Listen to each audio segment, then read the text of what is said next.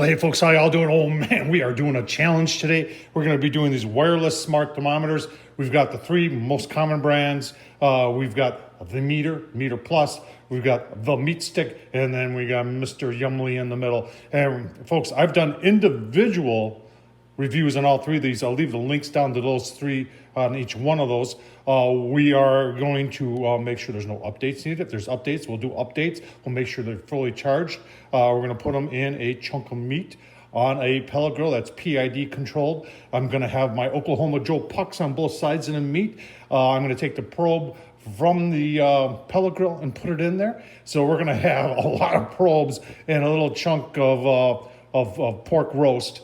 In the end, folks, I'll tell you which one of these three I would get. So that's going to be a good one. All right, let's just take a quick look on Amazon on all three. Here's the MEATER Plus, $100. All right, the MeatStick X, which is what I have here, that's also $100. And here's the Yumly. The Yumly, for some reason, $116. I did purchase this. I don't know. Yeah, $116. Huh. All right, one of the similarities is they are pretty much, I mean, they all look the same. They all have, can read the ambient temperature within the grill. They all have, right at the tip is where it takes the temp. They all have to be buried in the meat to protect it. Remember, there's a battery on the inside of that thing. These blocks are magnetic, so you can hang them up, but they also are a charging station, so there's a battery in the back, you gotta charge them. And it's also like your antenna booster. So when you put these in the meat, this block, and this block have to be within just a couple feet. In fact, I put them on the grill. This is going to be really interesting today to get all of these three running at the same time and connected Bluetooth-wise. They also have Wi-Fi connectivity, except I'm not sure on the old Mr. Yumly here. I was never able to figure out the Wi-Fi connectivity, but I have made it work with the MEATER Plus. But you've got to have, what you got to have is you got to have this next to the grill, and then this next to the grill. And then between those two, it'll shoot up to the cloud and come back down. On the MeatStick, you can do that too, but they have the MeatStick bridge, which hooks up to your Wi-Fi in your house, and then that's got to be within a couple feet of the grill, and then that shoots up to the cloud and back down to your phone. So there's a lot going on with these three. So let's, like I said, I'm leaving the reviews to each and every one of these down below. You can take a look at those. Best thing to do right now is let's get them in the meat and take a look-see at the setup on the grill. All right, a lot of choices what we can use to do this little experiment on. Now, I know both from my Gravity series grills dial themselves in very nice. The Char Griller and the Masterbuilt do a very nice job. But I think I'm gonna go with a PID on a pellet grill, the Z grills. I'm gonna use the 700 series. I know that PID works very, very well. So we're gonna get that fired up and settled in, and then we're about ready to put it on. All right, first things first, I'm going to turn each one of these on, open the app, and make sure that everything's working. Make sure there's no updates. Like right now, the MeatStick has an update.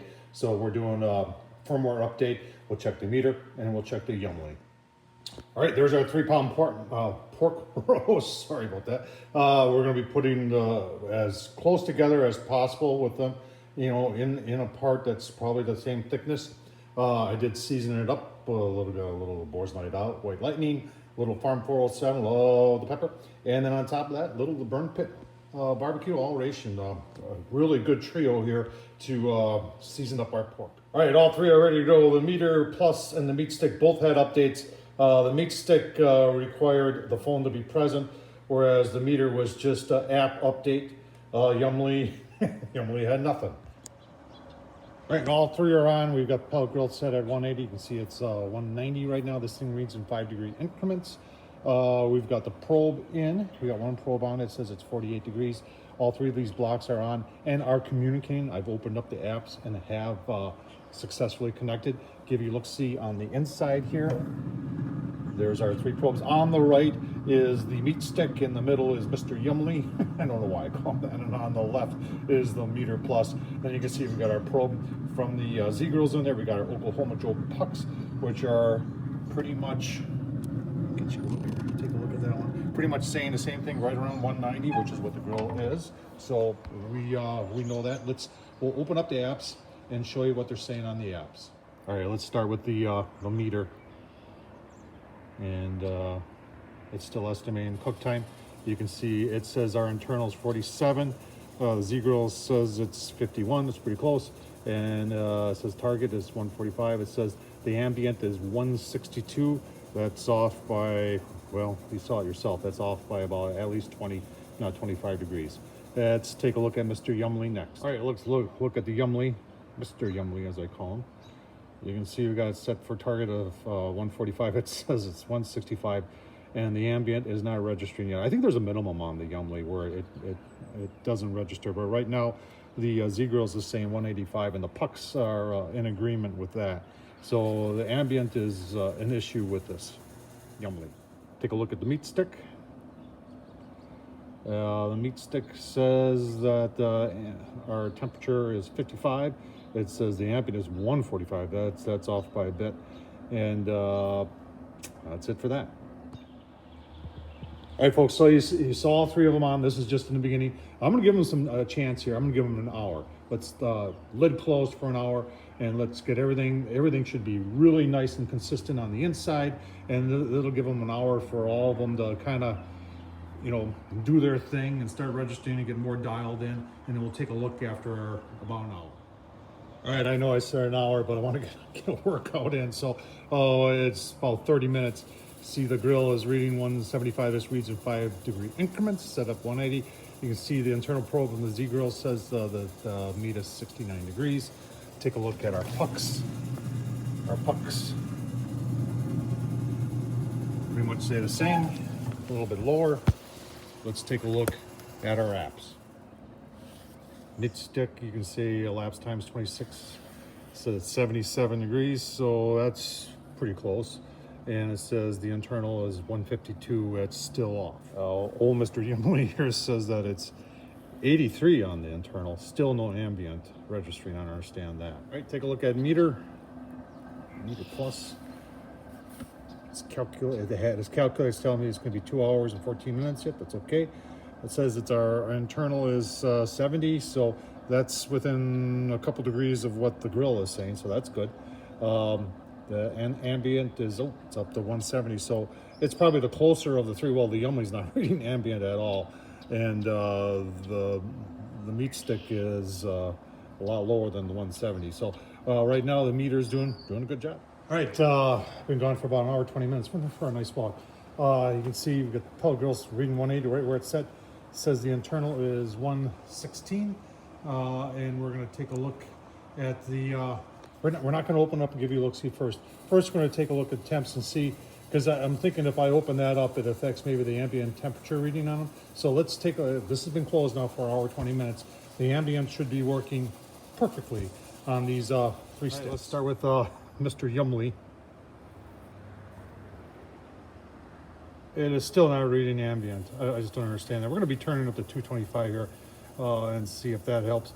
But it says it's 121, so it's not that far off. It was a lot further off before, but this thing always reads high, but it's right now it's got like a 5-degree difference, so I would say that's okay. Let's take a look. Let's take a look at the MEATER,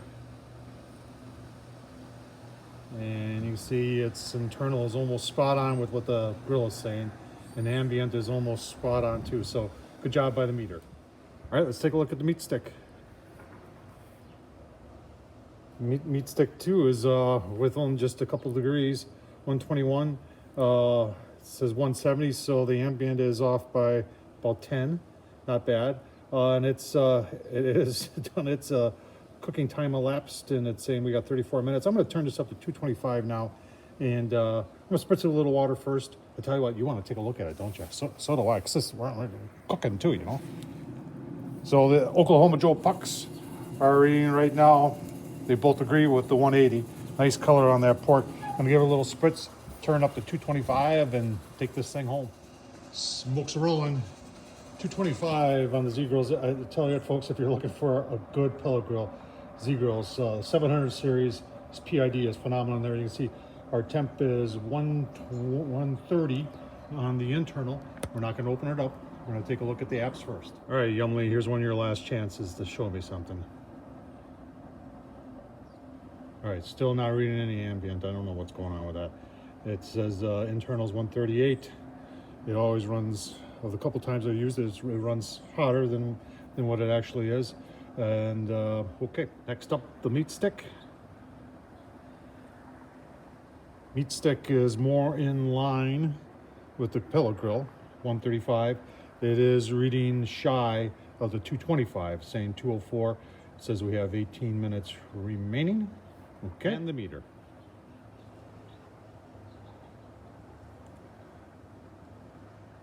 Okay, not now. Busy. So the meter says the internal is 131. That's really, really close to what the Z-Grill says. It says its ambient is 216. It's at 225, so it's, it's in the ballpark. So I tell you what, maybe give you one more look. See, I think I'm going to pull this at 140. So in about 9 degrees, we're going to pull this, and we're going to cover it with some aluminum foil, and the carryover will take it up to 145-ish. I mean, we are going to be eating. It is going to be, we're going to make some pork sliders. They're going to be delicious. I just show you I have some adjusting the temps here, and I didn't have to adjust it because the MeatStick is recommending pulling at 140. And it also, when you open things up, shows you a nice graph of how everything's been going. That's pretty nice. All right, so the meter too, I got 7 minutes related, but it also has a graph that shows how the temps been going, the ambient and the internal and the target, and we're getting close here. All right, one last look on the inside before we pull. There's still got some nice smoke rolling, 225-ish, 225. Over there, I never saw, yeah, there you go, 225. So this is pulled off. We're gonna rest it for a while, covered in aluminum foil, and then we're gonna give you our final determination of which one I think is best. All right, so first of all, it's about the meat, right? So let's see how it did. Boy, that looks good. Had it wrapped in aluminum foil for about 20 minutes.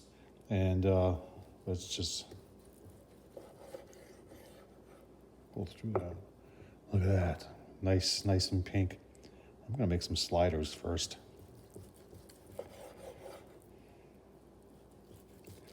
Two sliders.